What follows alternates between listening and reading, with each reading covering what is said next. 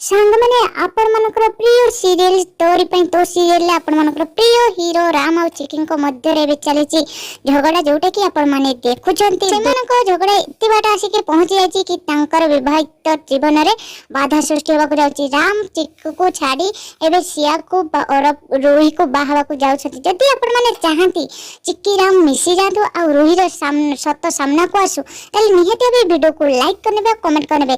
तो चिक्की राम को रूम को आसी और राम चिकी को कहते तुमे एठू एबे जाई पार कहीं ना तुम सांगरे मो भाभी स्त्री जने अजना स्त्री लोक मत देखिले खराब भाव तमें तो तुम बाहागर भांगी देच मो बाहागर भांगा को चेष्टा करे नहीं कथा शुणी चिक्की बहुत मन दुख रे कांदिकी राम को रूम रू बाहरी आछंते। राम रागिकी सब जिनस फोपड़ा आ चिक्की राम को रूम बाहर छेड़ा होकर कांदुता साउंड सुबी थाए तो से अनै था राम को। तो राम फोपाड़े से देखी आउरे बहुत कांदी था।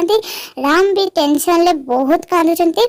तो आपण माने देखि पाथबे राम न चाहे भी चिक्कू को बाध्य दूर होती किंतु राम सतरे यहाँ जानी शुणी करछंती कि माने रागरे करूछंती सेटा निहत भाबे शेष जाए देखंतु कि रोहीर सत्य सामना को आनिबा पई जे एटा राम रो गुटे प्लान कोन अछि प्रकृत रे रहस्य जानिबा को चाहूतिले सीरियल को देखंतु डेली। तो भले लागितले लाइक शेयर कमेंट कर देबे।